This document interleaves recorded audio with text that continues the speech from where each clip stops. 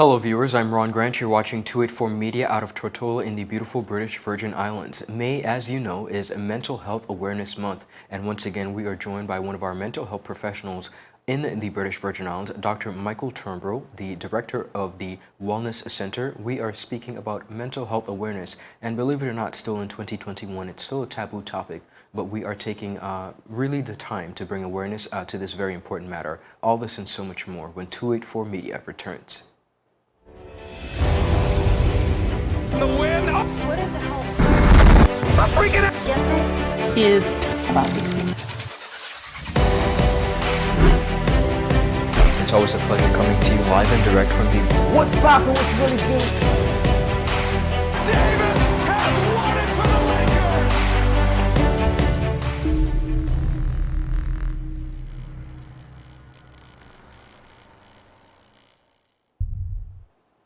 Viewers, welcome back. Thank you so much for sticking with us. As promised, we are continuing the conversation throughout the month of May. May is Mental Health Awareness Month, and we are joined by expert Dr. Michael Turnbull, director of the Wellness Center, clinical psychologist. Dr. Turnbull, thank you so much for your time this afternoon, and welcome back. Hey, Ron, it's so great to be here. Thank you for welcoming me back into your studios. It's always a pleasure to be here at 284 News Studios, and for everyone watching, May is Mental Health Awareness Month, and we wanted to spread some knowledge, some keys to tips for continuing surviving, to make sure we could bolster all of our mental health, as we know it's a very, very important thing. It's a seed of where we exist, Yes. So we have to take care of ourselves. Most definitely. Dr. Turnbull, before we get into the conversation, you were speaking to me prior about a breathing exercise that you do ever so often. Tell me about it. Yeah, so right before we started, Ron was great enough to indulge me in what we call 16 seconds to calm. It was something that David G., mindfulness expert, uses with his clients, and something that I've started to use with my clients as well. Mindfulness is a way that we can concentrate and be in the present moment.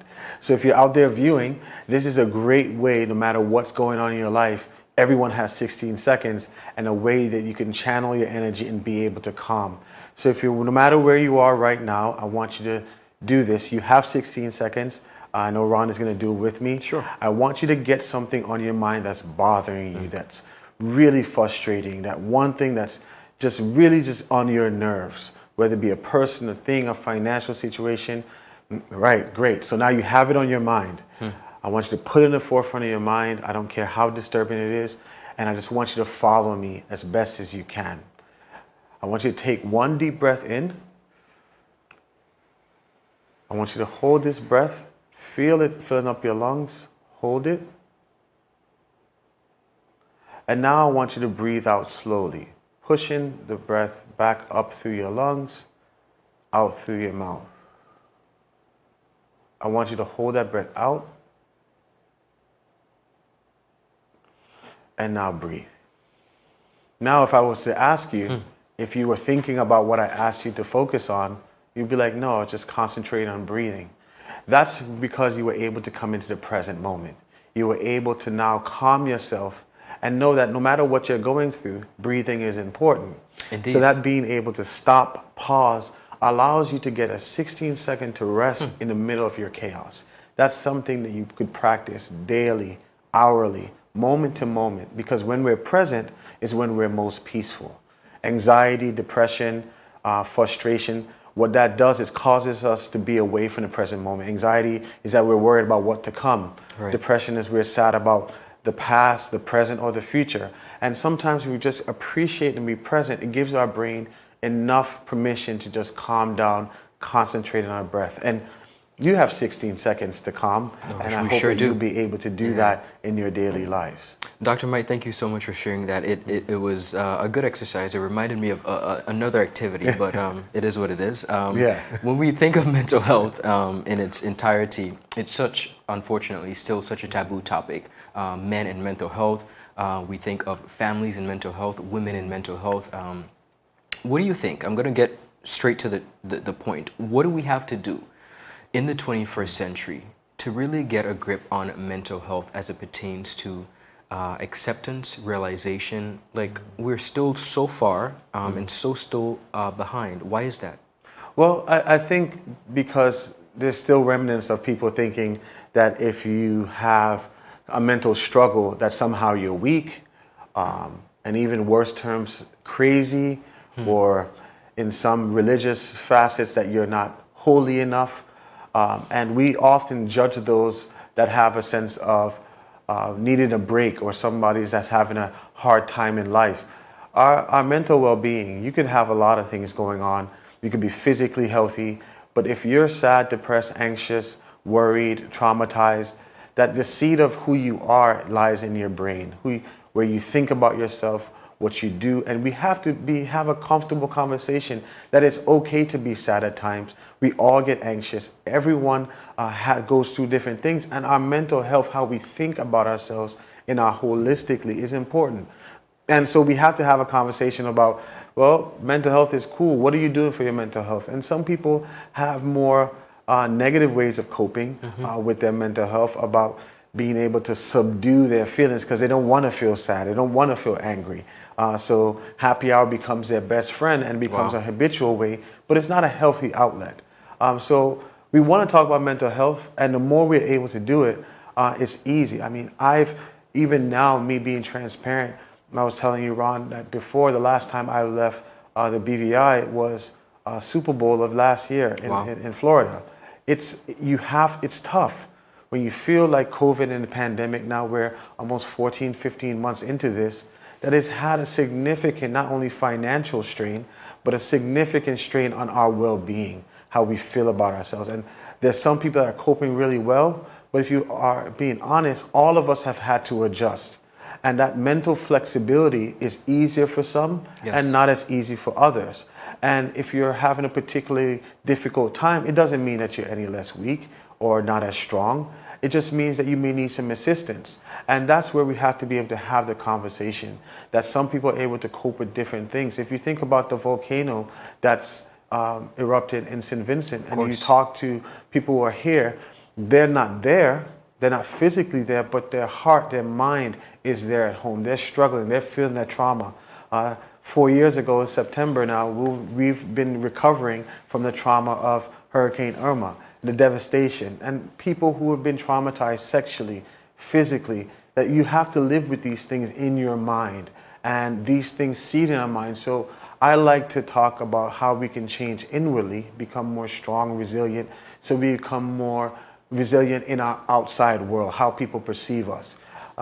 So we need to have the conversation and continue to have the conversation. And the best way to do it is having it with our children, talking about how you're doing, being able to check in. It's an open conversation. It's not a taboo subject. Very it's honest a part conversation. of life. Yeah. Dr. Turnbull, thank you so much for that. You mentioned trauma just recently, and I want to touch on that because a lot of us throughout the territory, the Virgin Islands regionally and worldwide, are dealing with traumas. Of course, you hinted at the hurricanes of Irma and Maria, and this September again will be another anniversary of that very tragic time. But I want to talk about trauma and the handling of such, not only individually, but as a village. Yeah, so trauma goes in so many different ways. Post-traumatic stress disorder and trauma-related disorders have been expanded in the DSM-5 and covers a whole array of things. Not only what happens to you physically, sexually, but mental trauma, loss of a pet from something as a pet to a family member, to homes, to livelihoods. It's that detraction and that sense of loss. And we've been impacted by loss throughout all over the world. Yes. And we have to be able to say that it's okay to grieve. It's okay to feel sad. You're not meant to have it all together. You don't have to put on a good front. And us as a community, as you said, Ron, as a village, what we need to do is be more accepting of others who are struggling in their own individual lives. I tell people, if you know half of what people go through on a daily basis just to get out of bed and motivate themselves, we will be more kind to each other.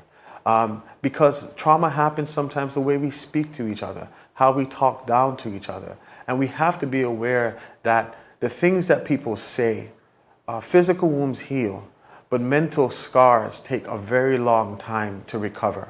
The things that people have said about you, your self-esteem, your self-identity, we have to be very mindful. Those things are traumatizing, because when you're going for that big job or going for that interview or going to build your house, You'll remember that teacher telling that you can't do anything, or that father saying that you're going to be just like this or you're going to be just like that. You remember those negative traumatizing events in your life. But you can recover. There is a story of hope and overcoming.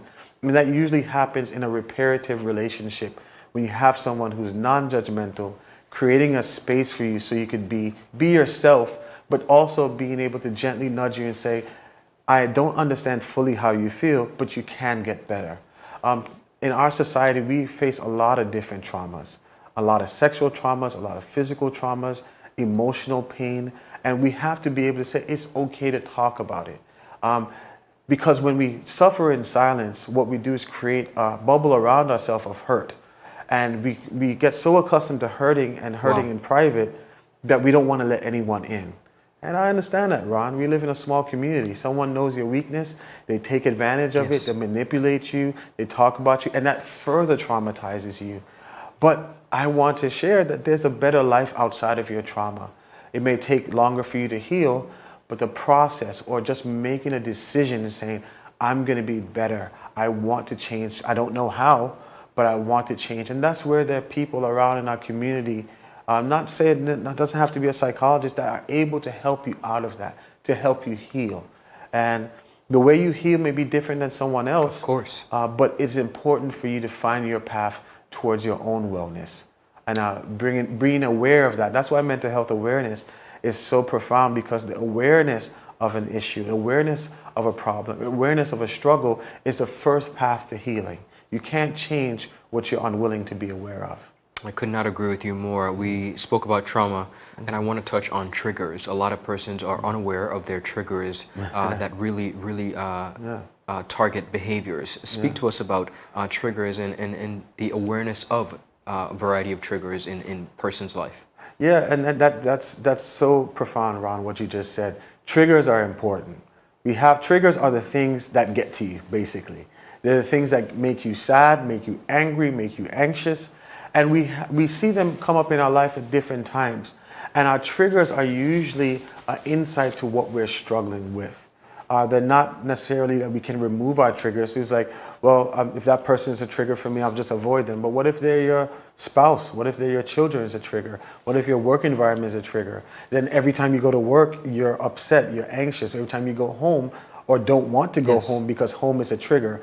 Identification of the trigger is not something that we should avoid. We should recognize that this is something that sets me off, basically. Correct. That just ticks me off or makes me sad, makes me anxious, makes me frustrated. Yeah. That doesn't make you weak, it makes you aware. So once you have your trigger in front of you, now you have a course of, what do I do now with this trigger? Should I set a boundary? Should I learn to say no? Is it something I need to heal with? Is it something I need to have a conversation with someone? Or should I just help change my perspective so I can accept that this is how it is, and how do I learn to navigate my life within it? So identification of triggers is significantly important in a process that sometimes takes some uncovering, but some triggers are easy, right? I mean, some triggers that we are readily identifiable and are asking ourselves, why does this make me upset? The asking of the question why doesn't mean that you need to find the answer, but the discovery, the path to discovery will elude so many different things. Ask yourself why, the path of discovering why this is bothering you. Why does it hurt? When someone looks at you funny or you feel excluded from your group, why does that hurt? Is that reminding you of when you were bullied when you were younger and you felt excluded and you felt like you weren't enough? Why is it that different things have you making you make certain decisions? Why do you avoid going to certain places? Those things, becoming aware of that. If you go to a certain place and it reminds you of a significant hurt or pain and you avoid it, and you realize that you just keep avoiding it, and someone asks you, well, why don't you go there? You're like, oh, I just don't like it. Well, that's the easy answer, right? Yeah, you're avoiding. Yeah, you're avoiding it, but ask yourself why. Because it maybe hurts you. Maybe someone did something. And we don't want our triggers or our traumas to keep us in prison. It's time for us to become aware and start to find our way towards freedom, because we need to be living our best lives as best as we can on our own terms, and being able to embrace our unique individuality while knowing that I'm not perfect.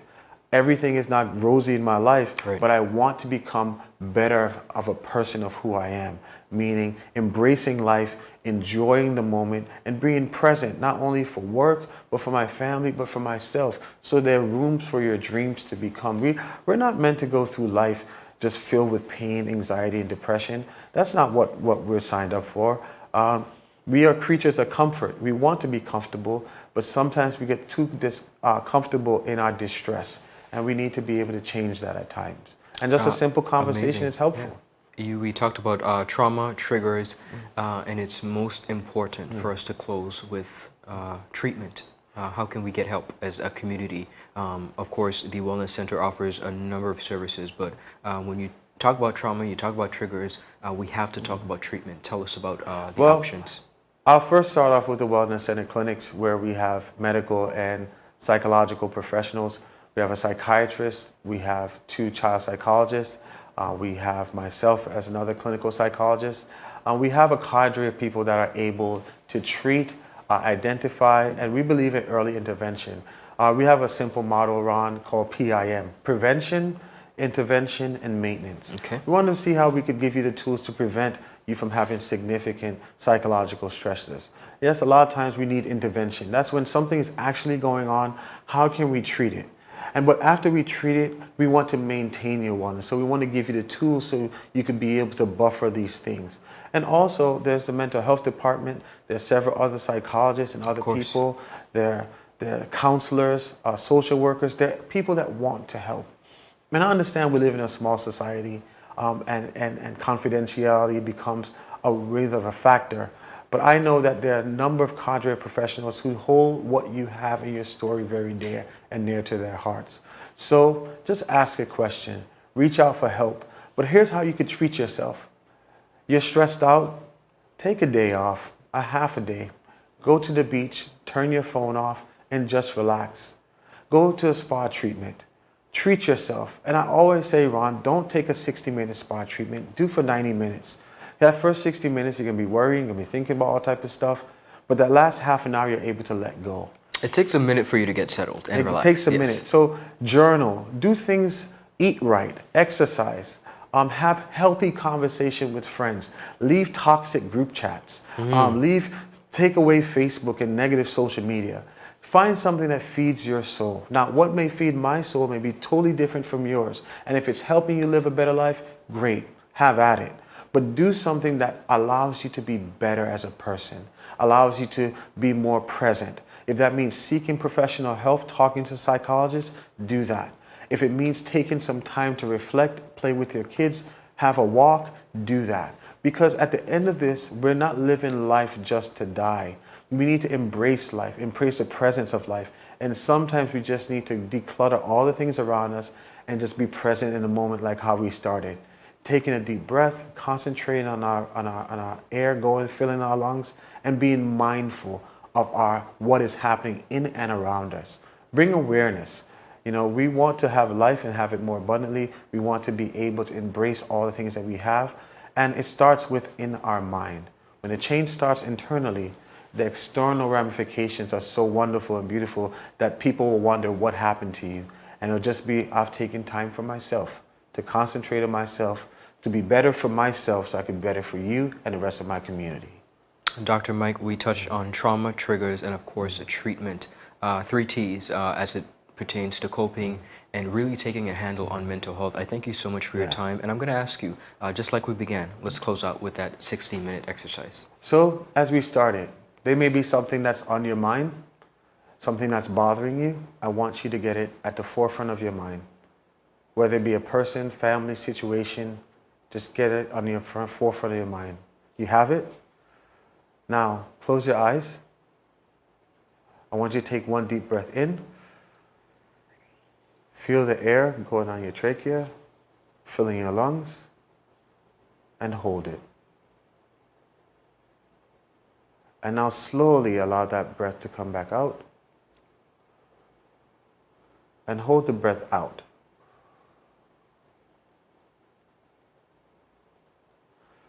Open your eyes and breathe normally.